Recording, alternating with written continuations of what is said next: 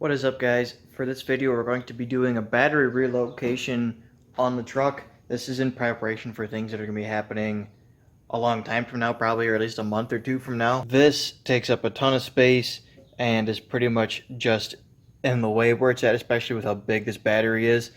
And on top of me wanting to relocate the battery, I'm going to go and clean up a bunch of wiring and stuff. And then I want to relocate the fan wiring and clean a bunch of that up as well. The first thing I need to do is relocate the battery and get it mounted, and it's going to be going inside of the bed back over in that corner. And in order to do that, got this battery box here. This box is going to need some modifications before it does everything that I want it to. I'm going to have to cut the front of it here a little bit, same on the back. But this will allow me to mount the battery safely into the bed without it getting moisture and stuff all over it. Once the battery is mounted in the bed and I've got the entire mounting setup totally figured out, I will start running wires. There's going to be two 0-gauge ground wires coming off of the battery, one going to the bed and then the other one going down to the frame. And then there's going to be one 0-gauge power wire running off of it all the way up to a bus bar, which I already have. Got a whole bunch of these things. I'm going to be putting one in the engine base. A couple of them I'm going to use later in the interior, and that's going to be another video, or I might just do it off camera at some point. But I have those two for when I do eventually need them. I just went and grabbed everything I had. 12-gauge wire, some butt connectors, 0-gauge ring terminals, new battery terminals with wing nuts on them, self-tapping bolts, riv nut tool I bought on eBay, which I've already tried out, works pretty well, and just a couple other odds and ends. My plan is to use the same clamp setup and the bolts and everything that came with the truck. Basically, I'm going to use those little clips down there as well. I'm going to put those clips in some pieces of just like flat stock steel and bolt those to the bed, and then use these bolts and this clamp to hold the battery down into the box, which is why I'm gonna have to cut the box, because this obviously won't fit inside of that box the way it is. And then this has these second holes here that I can use to take a bungee strap, which I have sitting down there. I can hook the bungee strap into each of these holes and use that to hold the lid down on the battery box. My goal is not to have wires running across this way. Everything can go straight back through this area down here and this area down here if any of them end up down here. But most of the wires, since the alternators here, are going to be over here, back to the firewall, and then over. That way it'll clean the engine bay up a little bit, keep wires tucked up out of the way. I need to go get the battery completely removed first. I also need to remove the battery tray and just get all of this stuff out of here. And since I still don't have a tripod for this, I'm just going to go and remove it off camera, get that done, and then we'll start working on getting this thing mounted in the bed. Battery is removed, battery tray is removed, and I started kind of peeling some of these wires up that were stuffed in here. This is the big opening I have now, which is pretty nice. And I've been trying to figure out which wire is what. Now that I've got everything pulled apart and I've seen what I'm kind of dealing with, what I think I'm going to do, put the bus bar somewhere over here, and then the other relay and the bracket up here with the like fuse block thing right up in this area. And then I may also put another one of those fuse blocks for just straight battery, you know, live power. I'm gonna stop that for now because I need to get the battery mounted and start running 12-volt stuff up and get the ground done and everything.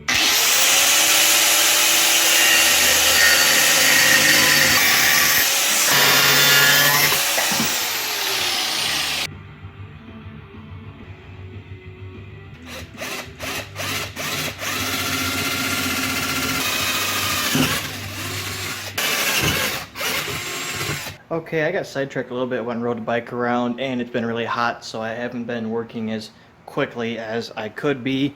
But the battery's completely mounted. I'll show you guys the setup for that.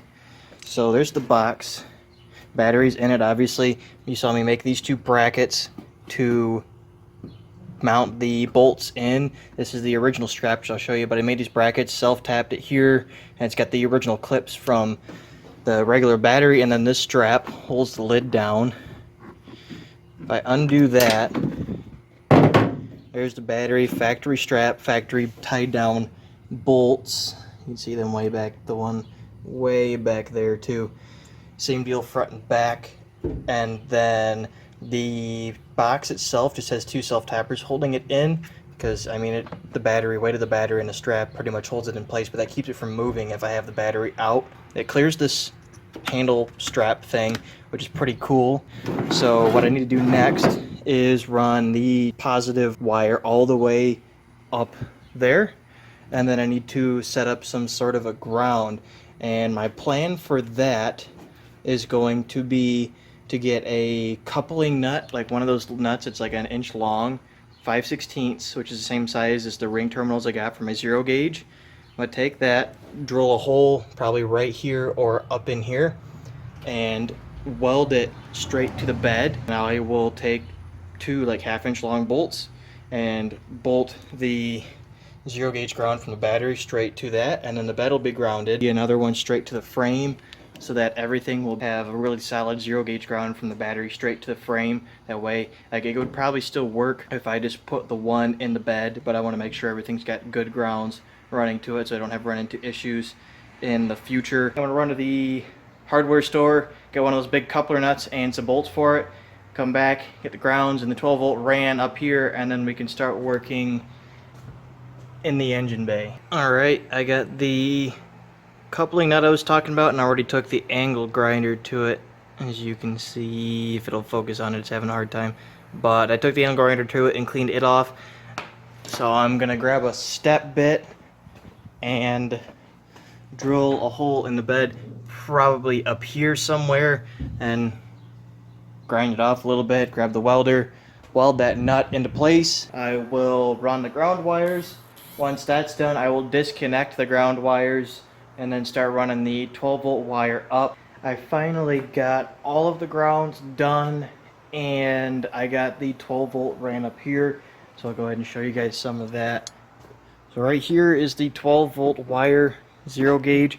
Runs basically the same path that my fuel lines do up to here, right here, and it comes along this way and runs underneath the fuse box, and it's going to run up here to wherever the bus bar is. So I've just got that hanging right there for now. Now that I got the light on, you can see this stuff pretty well. So here's the one ground wire, which currently is disconnected, but it's going to go right here to where that right there is where I welded that coupler down to, and it's got a bolt nut up here and a bolt nut on the bottom, and then here's the 12-volt, and that I bought some grommets, but they didn't fit around the wire or into the hole I drilled, so I took this old insulation and put that around the zero gauge just so that it doesn't, the wire doesn't get damaged and stuff from the sharp metal that's there. If I drilled a hole right here originally and messed up because the fuel tank's right underneath of that and I couldn't reach it with a wrench or anything, I cleaned it up and put a diff plug in it because I had an extra one, and I mean, it's better than having a hole there, I guess. I'll probably end up welding that shut whenever I decide to bed liner the inside of this, because this whole thing has to be cleaned up, and I want to patch the hole that's duct taped over so I don't get rocks and dirt thrown all over my back window. But yeah, there's those, and I think I showed you guys, I got a different strap to hold the top down. It's plain black, flat like I wanted, and I could actually put that on there right now if I really wanted to, but the lens makes a little bit of shadow on the bottom of the screen. It looks kind of weird, but right there is the zero gauge. It's mounted up, bolted up to the bottom of the bed right there on that coupling nut on the other side of it, and then right up here to this, which is bolted to the frame. It's about the best I could do. The hole was already there and was already 5/16, so I just found a nut and a bolt I had laying around and put this wire right here, and then you can see the rest of the 12-volt one right there, and like I said, it loops in right there and just follows my low pressure line all the way to the front of the truck. So now what I'm gonna do is I'm gonna go and replace the speaker wire that I originally used for a signal wire for the fans, which is this one right here. I'm gonna cut that out and just put black wire on it. I'm gonna cut all these zip ties I have on this and remove all of them and run just a couple of new zip ties just to make this look a little bit better. I'm really tired. I think I slept too much and too long, and I'm up when I'm usually asleep, and I just feel tired. I felt tired all day, and it's made this take way longer because I started doing this at 8 in the morning, maybe 9 in the morning, something like that, and now it's 7 or 8 o'clock at night because I've just been kind of messing around, working on it a little bit, and then disappearing. Like I said, I'm going to clean up that harness, run a new wire. I'm also going to clean up all of the fan control wires, which are right here. The relay's laying down there. I'm going to clean all of that up, get it tidied up. Then I'll start mounting all of my fuse boxes. The truck is completely done, but I am really tired and it's dark. You guys won't be able to see a whole bunch right now. I'm gonna stop right here and I'll show you guys everything completely finished tomorrow in the daylight with the truck out in the driveway or something. That way you guys can see everything really clearly and I won't be tired and I won't forget things, because I know that I will. Quick look before I come back and show you guys all of that. It does start, runs fine, everything works just as it should. They have good voltage when it's running. Everything is good. I guess I'll just see you guys tomorrow during the day sometime, and I will finish off the video then. I am back. It's the next day. I'm ready to show you guys everything now that it's all finished. Like I said, I've gone through, tested everything. It all works. Drove it around a little bit last night after I finished, and then got up today and cleaned up everything and got this all squared away. Tried out the riv nut thing, by the way, which was pretty cool. Put riv nuts up here. Here is everything. Well, first up here, this blue wire is a switched wire I had controlling the relay, like the one big switch relay that runs the fuse box I added, and it all runs over here, over this, underneath this fuse box, and then over here. Something I did that I thought was pretty clever was, since all the tabs that this wiring harness are supposed to be attached to were broken or just couldn't be hooked up anymore, there's like this folded part where the cab is like spot welded together, whatever you want to call it, and it's got a fold on it that sticks out. So I drilled holes in it and zip tied the harness up so the harness sits up real nice, and I think I got four zip ties holding that up, and it looks a lot better with it pulled up out of the way, because it was starting to sag, especially with the air conditioning stuff not there anymore. So that's all done. Like I said, that switched wire is the signal for this relay. So coming off of it, this blue wire right here, this real thin one, is the power for the Turbo Smart, which is going to be disappearing at some point anyway, but that's that. And then this one right here, this red wire, is the signal for the fan relay, which it's hard to see because it's kind of dark, but I stuck it up here, which makes it sit closer to the fans and allowed me to tuck wires up out of the way a lot better. Then I got rid of the speaker wire I had going on over here. I didn't put the one fuse box that I had, the second one. I want to put it over here somewhere, but I don't really need it right now. I have the inline fuse right here for the fans, and that's the only like live power item that we have here. Everything else is all switched and doesn't consume a lot of power, so I was able to run it off of this. I don't know how many amps this is. It's probably a 40 amp relay, and that's basically what the fans pull, so I didn't want to run them off of this and just max that thing out. So that's this thing. All the wires are tucked up back here real good. I hid them really as the best I could.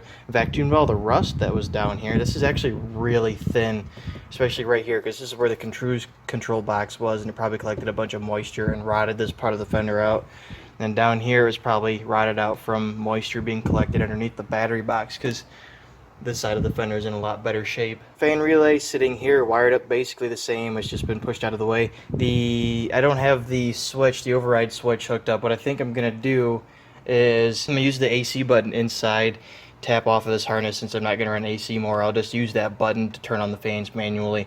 So I'll tap into this and run a wire over there, but I don't need it right now. I've tested the fans and they're working right now, so I'll be fine. I'll just have to keep an eye on temp and make sure they don't screw up. But that's what I'm gonna do for that. That's the only thing I didn't hook up. Everything else about the fans is the same. This, couple self tappers just straight down. I'm going to use riv nuts in the future and get really short bolts, because it sticks down really far into the wheel well, and right now it's stock ride height. It's not going to be a big deal. In fact, I think they're far enough in that the wheel can't touch them. This one right here, this first black wire is on the smaller stud, is the power supply. It's the power supply for the fans, so it runs up over here and in. This one right here, this wire, is the starter, and then the one on the other side of it is the one coming straight from the battery, which is now in the bed, of course. This red wire, I think, is the wire that feeds the ignition switch to turn the starter over with the key. I think. I don't really know, but I hooked it up because it's important. Back wire here is the one that feeds this relay, and then this is the power supply that feeds the fuse box. So it kind of wraps around and does that number, but I couldn't really reach it over there and shorten all that up. I may come in, once again, I may come in and clean a bunch of this stuff up, but this was a huge step in the right direction, and now it'll be a lot easier to just kind of pick at things. It was really hard for me not to go and just fix every little thing all at once, but I had to get it done at some point. And there's a lot of other things that need to be taken care of. I want to do a lot of charging and power upgrades to it and clean up a lot of this stuff, but I'll probably do that after the Megasquirt, because a lot of those wires that are in the harness are going to be pulled out anyway, especially after the 5-speed swap when I go full standalone. Yeah, that's the battery relocation. Like I said, there's going to be some improvements to do. Some I may do off camera, some I may make a video for. I'm not really sure. This is, like I said, the ground, and there's another ground wire on the other end, because this is a coupler nut I welded down. Another ground wire on the other end that runs to the frame. And then this is the positive wire, which, since I couldn't get the ground to fit, put that heat insulation around it so it won't wear through it. Swap this strap out because I think I had a different one on here before.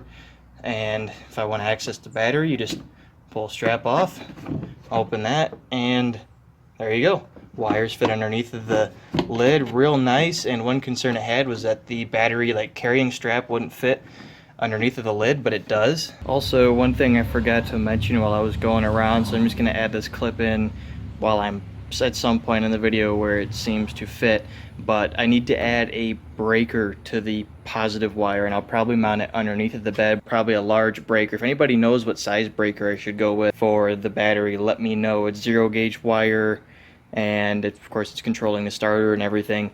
So yeah, I'll be adding a breaker switch, probably mount it underneath of the bed somewhere, but I just want to add this in just so that nobody is totally concerned. That will be happening very soon.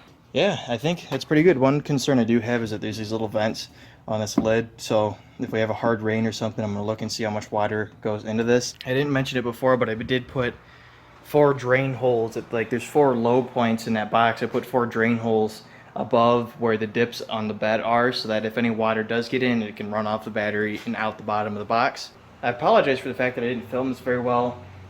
I was really tired all day yesterday because, well, working 3rd shift, I was up all day, so I stayed up really late the day before, slept probably way too long, and then got up at probably 6 in the morning and was up all day, and I just felt just as tired. The entire day I felt just as tired. I didn't get any better or worse. One thing I want to touch on as well, though, the reason I chose to put the battery into the bed instead of in the cabin, which is what I did for the green truck, I put it in the cab. For one, I just think it's a better spot for it, and 2, because it's a lead acid battery, so if the battery comes loose, falls out in an accident or something, there's acid in there that can leak out of it, and if I'm in the cabin with the battery that's leaking, I could get battery acid on me, and that's going to make an already bad situation a lot worse. Now, the green truck had a absorbed glass mat battery in it, so it couldn't leak. It didn't have a bunch of fluid sloshing around in it like this battery does, and that's why I was perfectly fine with sticking it inside. But this will be a better spot, I think, anyway. It'll keep cabin space free, and I won't have a bunch of wires and holes in the firewall and stuff to run it. So that's going to be the end of the video, guys. I want to thank you very much for watching. Please hit that like button and subscribe, and I will see you all later.